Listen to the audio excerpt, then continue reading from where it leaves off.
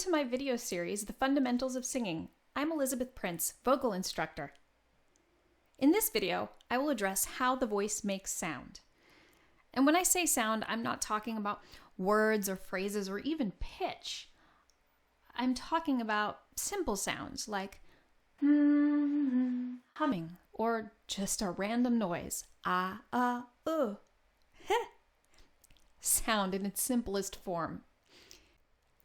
Getting the voice to make sound is a two-step process at minimum.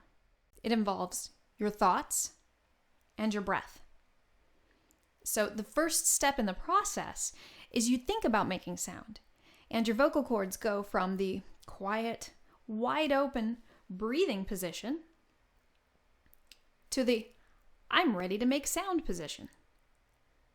And then the next step that happens is the breath passes through the vocal cords and causes them to open and close very, very quickly, to vibrate. And that's how the voice makes sound.